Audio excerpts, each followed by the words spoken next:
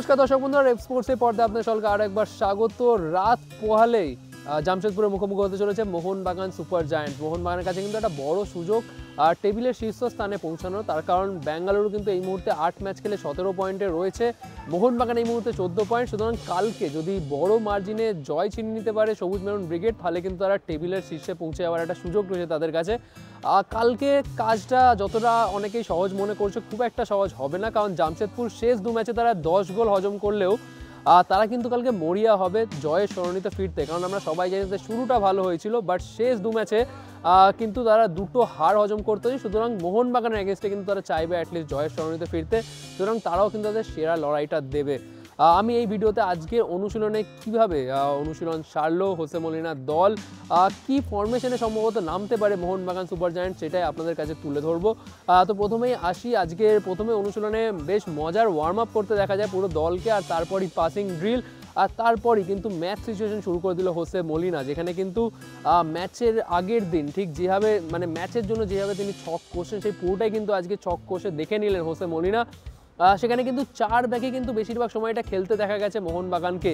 সুতরাং এখান থেকেই স্পষ্ট হচ্ছে যে কালকের ম্যাচে 4 ব্যাকে নামবে মোহনবাগান, এমনটারই কিন্তু সম্ভাবনা প্রবল। কারণ যখন 4 ব্যাকে খেলছিলেন তখন অবশ্যই লেফট ব্যাক ছিলেন শুভাশিস বোস, দুটো সেন্টার ব্যাক টম অ্যালডেট এবং অ্যালবার্টো রড্রিগেজ, আর রাইট ব্যাক পজিশনে দীপেন্দু বিশ্বাস। আপনারা সবাই জানেন আশিস রায় প্রায় 10 দিনের জন্য মাঠের বাইরে, সুতরাং তার অনুপস্থিতিতে দীপেন্দু বিশ্বাসী হতে চলেছে কোচ হোসে মলিনার ভরসা যদি 4 ব্যাক ফরমেশনে নামে Mohun Bagan super giants.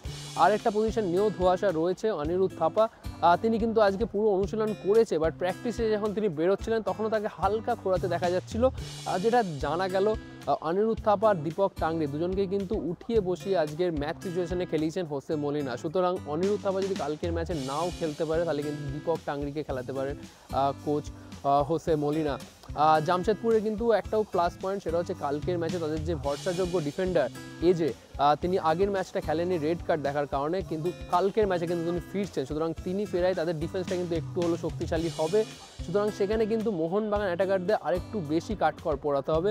Obviously Greg Stewart কালকের ম্যাচের জন্য আনঅ্যাভেলেবল, আজকে কোচও জানিয়ে দিয়েছেন এবং আজকে অনুশীলনও দেখে যা বোঝা গেল আজকে কালকের ম্যাচে গ্রেগ স্টুয়ার্ট থাকছেন না, প্রায় অনিশ্চিত। সুতরাং সেখানে ডিমি পেট্রারসই হতে চলেছে কোচ হোসে মলিনার ভরসা। অবভিয়াসলি সামনে স্ট্রাইকার পজিশনে থাকবে জেমি ম্যাকলারেন, আর উইং দিয়ে লিস্টন কোলাসো আর মানবীর সিংয়েরই শুরু করার সম্ভাবনা প্রবল।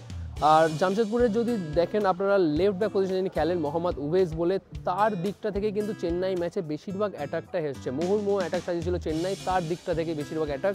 সুতরাং মানবীর সিংও চাইবে কালকে সেই দিকটা থেকে যেন বেশি আক্রমণ তুলে ধরার। অবভিয়াসলি মানবীর সিং বেশ ভালো ছন্দে রয়েছে, শেষ ম্যাচেও তিনি কিন্তু হেডে গোল করেছে, তো কালকেও আশা করব মানবীর সিং দলকে সাহায্য করবে তার সেই উইং দিয়ে, তার গতি, আর অবভিয়াসলি বক্সে এসে সেট পিস থেকে হেডে গোল করার তার যে অভিজ্ঞতা সেটা দিয়ে।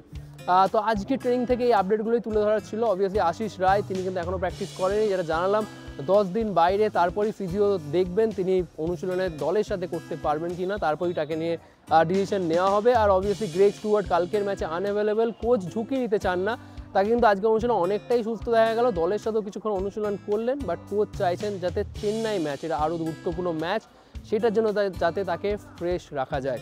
তো আজকে অনুশীলন থেকে এই আপডেটগুলো দেওয়া ছিল আপনাদেরকে। যদি ভালো লেগে থাকে অবশ্যই লাইক, শেয়ার এবং সাবস্ক্রাইব করুন। আবার আপনার সাথে দেখা হচ্ছে পরবর্তী ভিডিওতে।